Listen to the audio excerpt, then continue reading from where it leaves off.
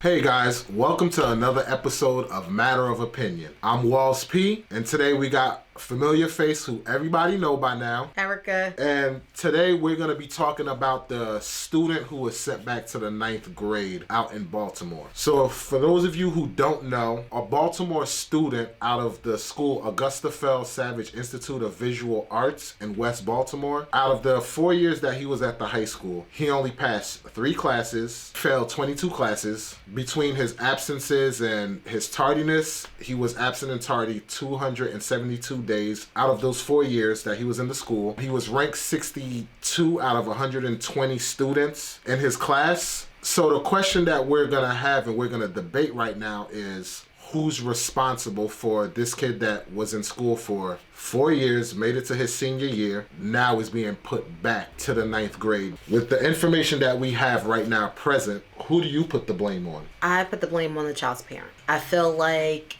at this point, the school could only do so much without the parent being present. See, I gotta put the blame on the school. If the student had a GPA of .13 and he was ranked 62 out of 120 students, and they're saying that he was basically in the high percentage of GPA for the students in the school, then what does that say about your school and its its teaching system and the teachers there? Because that put everybody, that what you're telling me is that everybody in that school is basically in a low percentage. Yeah, but you also have to figure out how much participation is really there. How many kids are given the information and they just don't show up, or you don't do the work. My thing is, you can't just blame the teacher on what the child chooses to do and not to do. It is the parent's responsibility as a parent to make sure that your kid goes to school, does their work, and hand it in. Yes, that's very true, but how can you put the blame on the parents, right? Whereas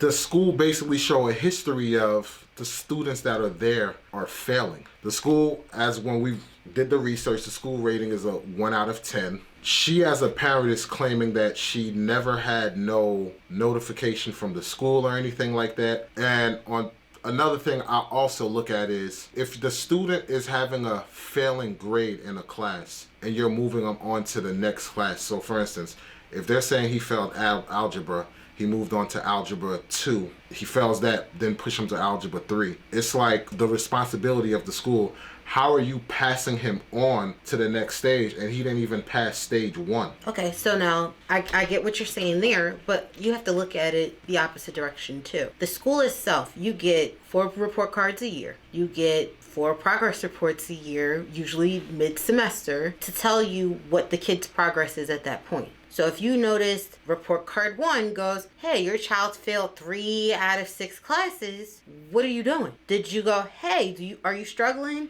What are you struggling with? What topics are you doing? Those are conversations that you got to have with your kid. That's the first thing. 2, as a parent, if you see that, hey, my kid is struggling in math and science and reading and Spanish, then those are the things that you need to figure out your resources. I could understand that if it was just that student that was doing bad.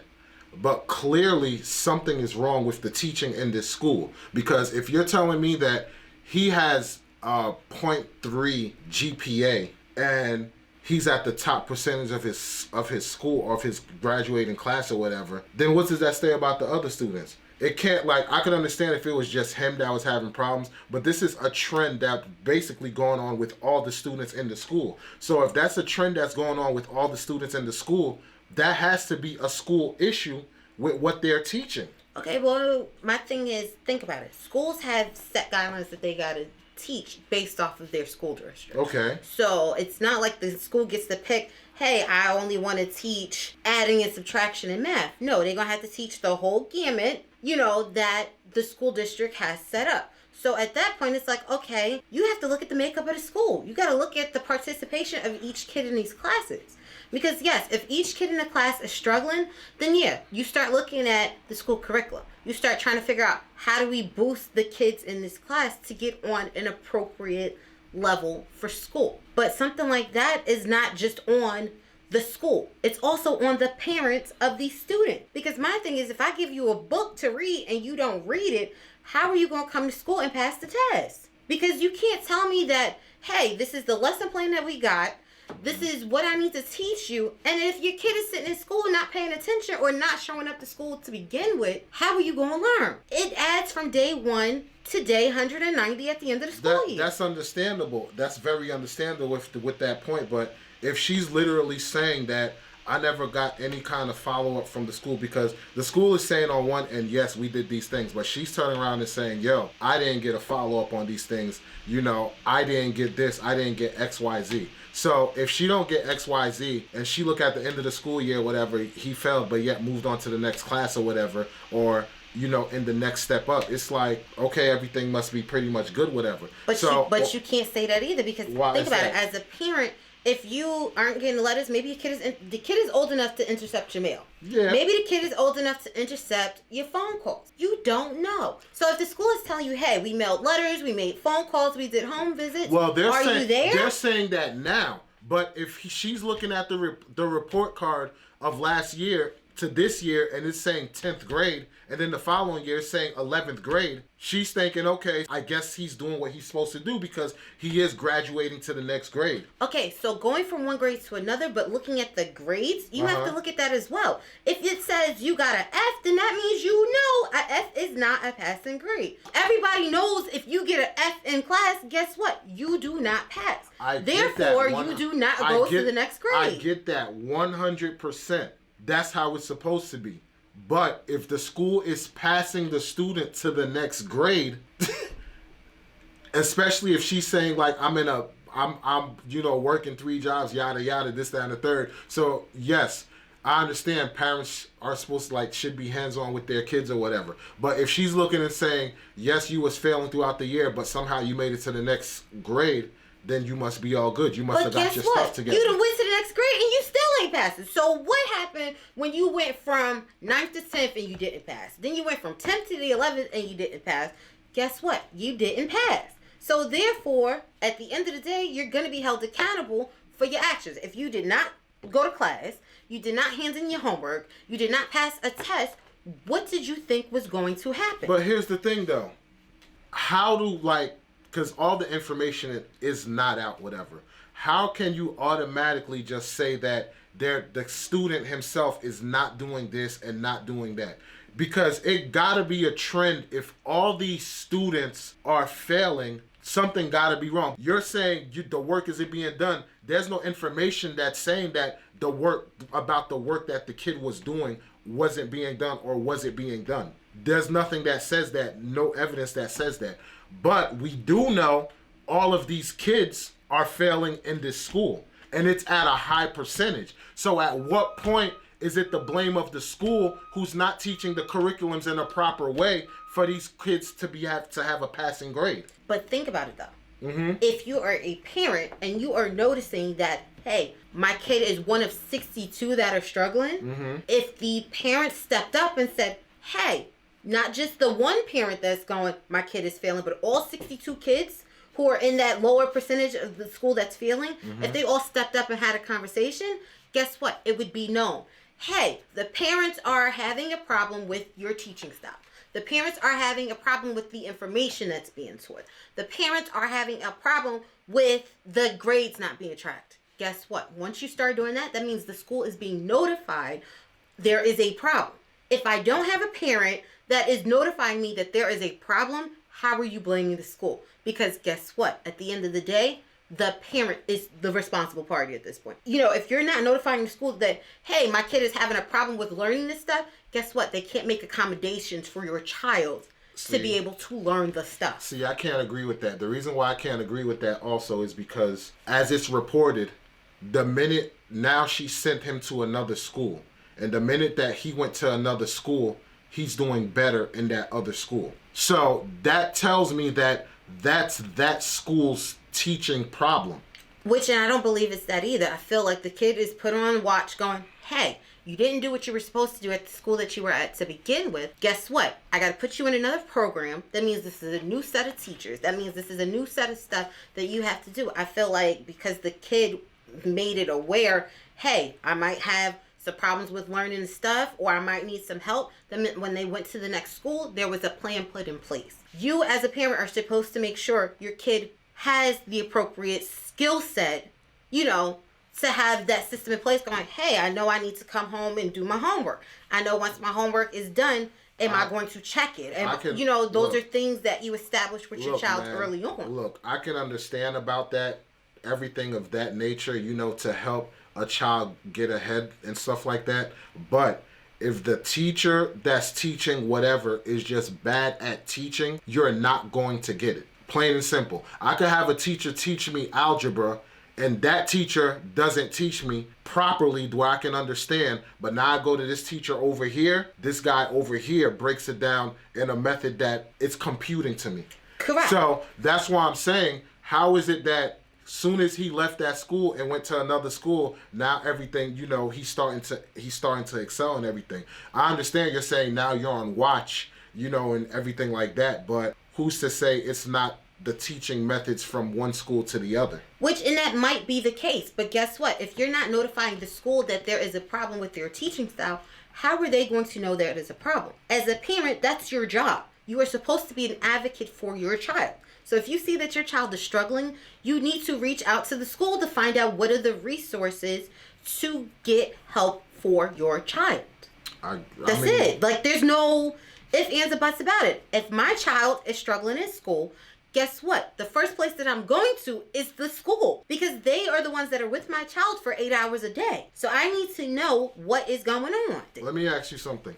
Did you ever have teachers, like, I'm going to take it to math. Did you ever have teachers that they teach you how to do math in a particular way, right? And for you or for that student, it doesn't compute, so they figure out their own method of how to do it. So just because of the simple fact that when the student, whatever, does whatever work that they're doing, they get the answer right, but the steps wasn't proper the way that the teacher's supposed to be done. So now they're deducting points, whatever, or giving you a failing grade because you're not doing it in the way that they deem desirable or whatever, or the way it should be. Has that happened in school? Yes. But it also depends on the math that you're learning at the time. I understand that. So my thing is, yes. Am I always going to understand the steps that you're telling me? No. But if you're supposed to be teaching me those steps, then yes, I need to, as a student, step back and go, hey, let me figure out what you're doing and see if I can get those particular steps. Okay, that's very true, but who's to say that the teachers in the schools actually give a crap to do it? Because there has to be a reason why all the students have bad grades, and that's the point that I'm trying to get. Because you're saying use your resources, this, that, and the third, but if the teachers in the school don't give a crap, not teaching properly, whatever, this, that, and the third, like the way they have things listed, where will all that stuff get you? Because clearly, from what's basically the facts being presented, everybody has a low GPA. Okay. So if everybody has a low GPA, that has to be a school thing. Like I said, I would be had if it was one student, but you're talking out of 120 students in that graduating class, 13 is basically a top of the class. That's me. It's a little bit in the middle. That's a school problem with the way you're teaching, in my opinion. Correct. But my thing is, if it is a school-wide problem, as a parent, the only way that the school is going to notice that as a problem is if the parents step up. But if your parents are not stepping up, then the school is not going to realize it's a problem. Because they're not being informed, hey, it's a problem. Think about it. You got 58 other kids that are doing better. So my thing is, what are the differences between the 58 kids that are doing better and the 62 kids that are not? Which is another thing I was going to get at. Right now, currently, we don't have all the facts because like I said, if they tell me students, like if they say that some parents had reached out, this, that, and the third, then that's 100% a school problem. Because if parents did reach out to see what's going on, and this is still continuing on, that is a school problem 100%. We don't know what all the other facts are because we can only go based off the information we have right now. Correct. So like I said, at the end of the day, teacher goes to school, they show up. They go, they teach the lesson, they do what they got to do. That's their job, right? Now, my thing is, as a kid, your job is to do what? It is to go to school, to learn, so that you can progress through school and graduate. That is your job. So my thing is, if that is your kid's job to do, as a parent, what is your job? Your job is to make sure you got food, housing, clothing, all of the necessities that this kid needs to be able to get from infancy to that 18 years old when they're supposed to graduate school. Correct? Please, so, in today's time, we're looking at till they're 30 or 40. Well, but think about it. In general, the biggest census is people want to get their kid from preschool through grade 12. That is the realistic situation. So my thing is, if your job as a parent is to get your kid from 9th grade through 12th grade and your kid is not going to school, whose responsibility is that? Because as the parent, this is a minor. You need to make sure that your kid is getting to school. On the flip side is, as a parent, if your job is to make sure that they're doing their work, how do you make sure that they do their schoolwork? You get your kid to do the work. You follow up with the teacher. Hey, did you get such and such and such and such? Your kid goes, I ain't got no homework every day. After a while, you know your kid gonna have some kind of homework on some kind of day. So then that, as a parent, you start reaching out to the teachers going, okay, parent-teacher conferences are when, report cards come out when, the school contact number is X, Y, and Z. How do I get in contact with the school? See, because you have to figure out how to get your kid through school. See, you can't just play a blind eye to it and at the end going, I don't know how my kid failed. See, we have two different perspectives because for me, looking at it from the outside and with the facts that's presented, that has to be a school issue, whatever. You're saying your job as a parent is to do X, Y, Z. I'm living proof that my parents weren't hands-on with that type of stuff as far as school goes, with make sure you do your homework, this, that, and the third. I basically had that responsibility thrown on my shoulder. The only thing that I needed to worry about was when my report card come in, don't have Fs. Okay, Pretty so much. Yeah. Exactly. So if you knew your job was to not have Fs, yes, that means you got to do some kind of work. Exactly. But with that being said, if I'm failing and the school is doing their job as far as like their teaching and I'm the one who's not taking the time to learn the stuff or whatever, that's on me. The school is doing their part, whatever. But if everybody was failing that class, whoever had that particular teacher was failing his class. So what does that tell you? That particular teacher's teaching method is bad. Okay, so because once they go to another teacher to teach that particular everybody did good. Okay, but my thing is, how did y'all know? Did y'all notify the school?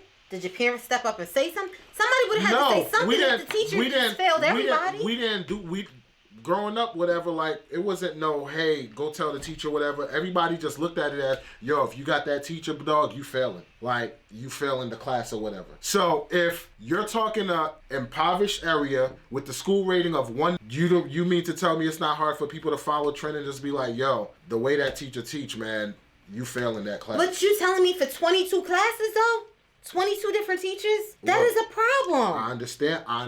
I can see 1 or 2 teachers. I can't see 22 teachers having the same problem. No, that's not what I'm saying. What I'm saying is that has to be a cultural thing for that school. Okay, but my thing is, if that's a cultural thing for that school, as a parent, that is your problem too. Because guess what? If you find that school is not doing what it needs to do for your child, you need to go move your child. Because think about it. If this school is not considered the public school of the area, so therefore you chose for your kid to go to this school. So that means you needed to do some more research and figure out what school in the areas can I put my kid in, either based off of my address or based off of what my kid is doing in school.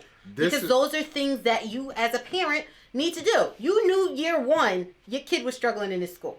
You knew year 2 your kid was struggling. You waited until they were in 12th grade to decide, let me go and switch out the school? Yep, because this is where they would have, I would have removed the blame from the school. If your man failed in 9th grade, they kept him in 9th grade. He failed again, they kept him in 9th grade. The minute he failed, they moved him to 10th grade. He failed, they moved him to 11th grade. He failed, they moved him to 12th grade. That's the responsibility of the school, because where do they do that at? That in any school, that student fails and goes to the next grade. But you do realize there are policies for these no kid left behinds too. You don't know if that's a no kid left behind school area or not. There's policies put in place to make sure that these kids are not in school till they're 23 and 25 years old. You can't tell me that it's a no left behind because they just put them back in 9th grade. So you can't tell me there's a no left behind policy for that school. If it was, he would be graduating. He would not be getting put back into the 9th grade. But so you also don't. You have the bare minimum amount of credits to move on either. But if you're saying there's a no left behind policy, that shouldn't matter. Okay. So clearly that there's not a no. Then we'll take that out of the case. All right. What about the other things though? If like the what? school is telling you, "Hey, we're sending you letters," you had one teacher that asked for a conference. The parent didn't even show up for that one. So whose blame is on that one? Because if I, as a teacher, I go, "Hey, your kid is struggling. I feel like you need to have a conference." Well, whose problem is it at that point? Because it's still on the parent. Well, because you didn't show up when you had the one teacher that said, "Hey, your kid got problems. Maybe we need to talk." But from what the woman is saying the school never reached out to her. That is what she is saying. So I understand it may say other kids or whatever the case, but what we're talking about in hand is Tiffany France. Okay. That's who we're talking about, Tiffany France and her student. Correct, and she said that one teacher reached out to her and they never had a conference.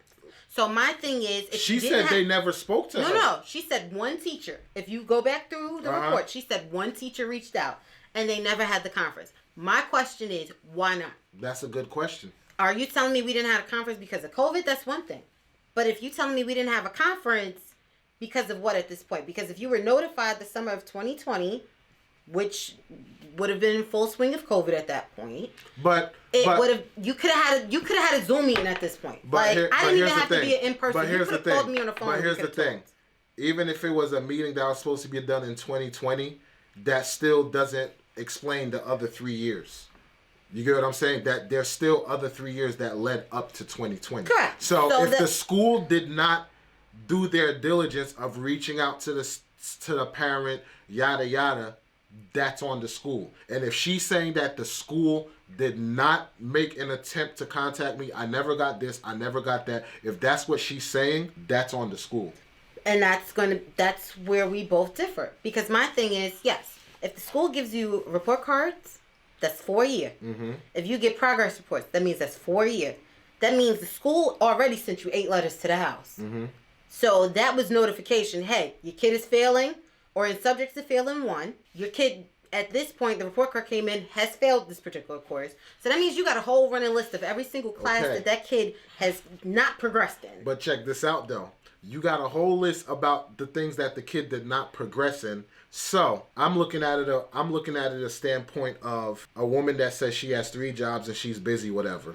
So if the conversation is, yo, by the end of the year, you better make sure you move to the next grade, whatever, all these Fs that you're having, whatever, by the end of the year, you better not stay back. And then when she get the thing saying that he's into the next grade, guess what? In her mind, okay, you did what you were supposed to do to get to the next grade. So clearly you're doing what you're supposed to do. See, that's the disconnect, though. And I guess that's the problem that I have. It's like, as a parent, that is the disconnect. I don't care how many jobs you have. But because guess what? At the end of the day, that was your responsibility as a parent. One, to make sure that your kid was doing what they got to do. Two, yes, you had the conversation with your kid. So, yes, progressing from one grade to the other, that was the school's fault. I'll give you that on the progression.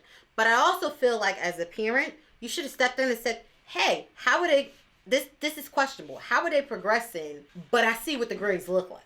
So that's where the disconnect is. It's like, hey, I'm sending you these letters with the progress report and the report cards. You already not contacting us back. The school said, hey, these are the steps that we take when we got kids in subject. When you missed all of them days of school, did you get a letter saying, hey, my kid missed XYZ amount of days? 9 times out of 10, it's at the bottom of your report card.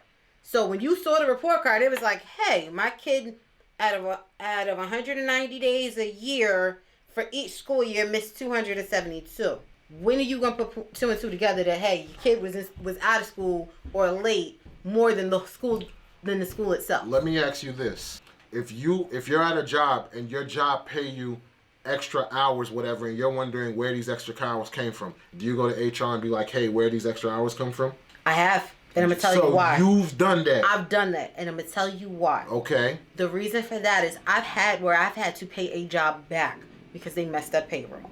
I've also worked for a bank. Okay. So therefore, if you get the wrong amount in your account, they have the right to go take it back. Yes, but that was after you experienced it, right? But the very first time you experienced it, you didn't question it, did you? No. So if this is something that they're very experiencing for the very first time, she's not going to question it. Now going forward, she's going to question it, but as of right now, she's not going to question it. And when that happened to you, I bet you was like, yo, that's y'all mess up that y'all gave me these extra hours. Why should I suffer for it? Am I correct?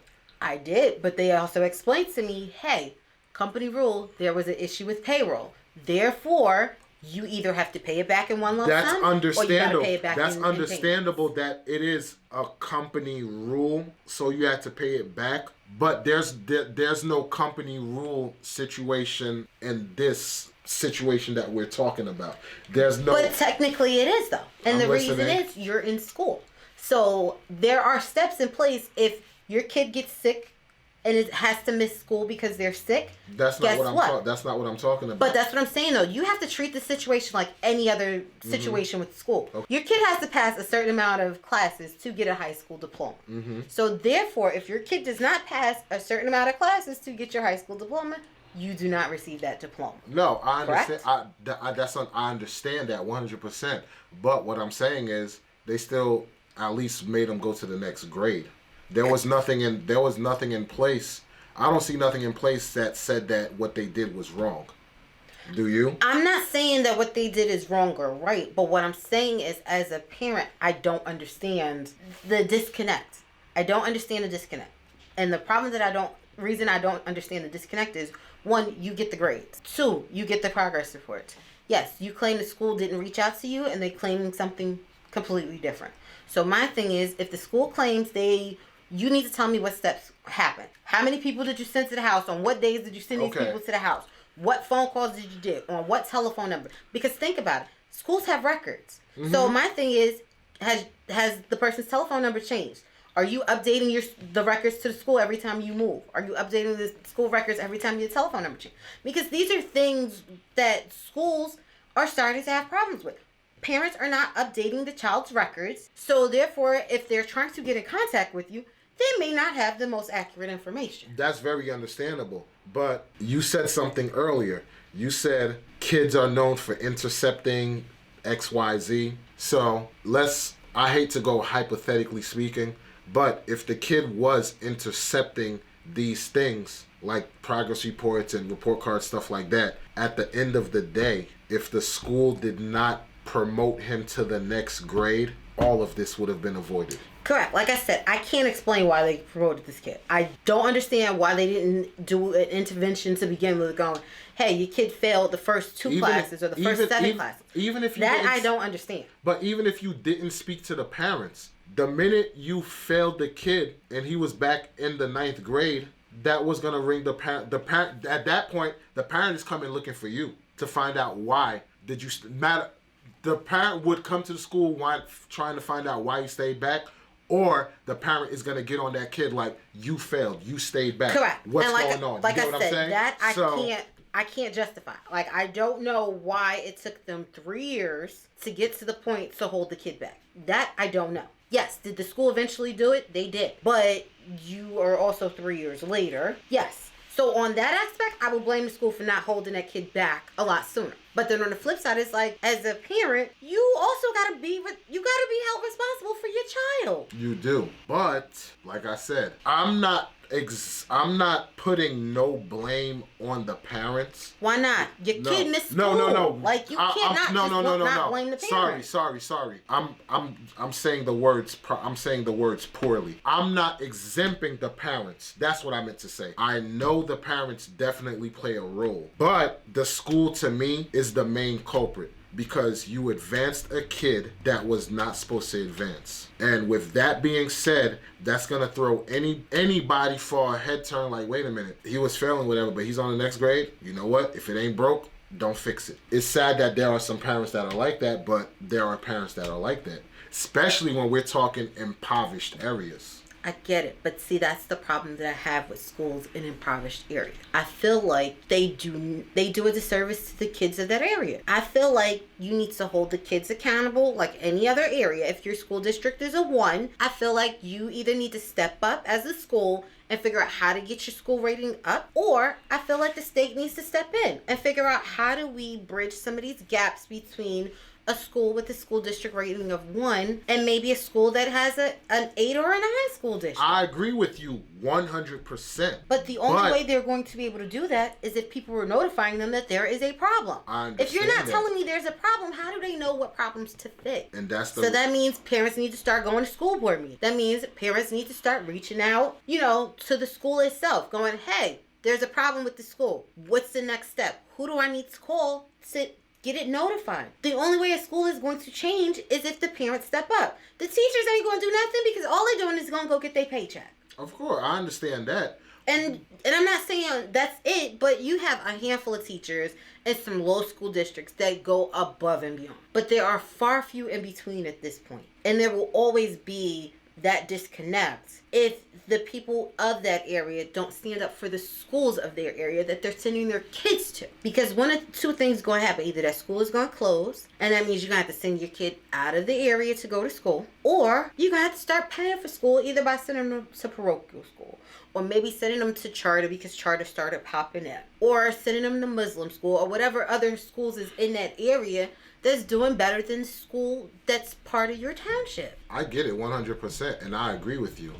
But for me, like I said, to me, the school is the main culprit. And as far as handling the situation for this particular topic that we're talking from, like I said, all the facts aren't out. But I think they should just shut that school down, because there's a reason why pretty much all the schools are failing. And then they had a whistleblower who was talking about, the school system in itself for that school, talking about how bad it is. Correct, and that means there needs to be an investigation. I feel like they need to go in and open that kind of stuff up. All that is going to come, but right now we can only go based on the information we have at hand. And like I said, right now the information that we have at hand, I got to put the blame on the school, because their chain reaction of passing the student to the next grade started the chain reaction of everything else to follow. If they hadn't done that, then a lot of stuff would have been caught and negated by the parent and everything like that. The fact that you graduated the student to the next grade, in my opinion, that's your doing. Correct. And like I said, I'm on the opposite. I feel that at what point do you stop blaming the school and you start blaming the parent? When do you hold your child accountable for their action? When do you hold the parent accountable for their child's action? Because at the end of the day, the parent is the responsible party for that child. When do you start taking accountability of, hey, my kid either missed school or was late to school X amount of days. My kid either passed or failed X amount of classes. What steps as a parent did I do to help give them the aid that they may have needed? That's the blame for me on the parent, because I feel like at the end of the day, you needed to find out what's causing your kid to have these problems. What am I doing as a parent to try to help my kid resolve some of these issues? With that being said, what do you guys think as the viewers? Do you think the school's responsible, or do you think the parents responsible? That's why we have these healthy debates, so we can get both sides of the perspective. On that note, hey, drop it in the comments what your perspective is. Tell us what you think. If you disagree, you agree. If this is your first time here, hey, hit that subscribe button. I'll appreciate it. Share it amongst your friends and smash that like button. And for those of you who been following the channel, helping us grow, appreciate you. Thank you. So on that note, we'll catch you guys on the next one. Peace. Peace. It's a matter of opinion.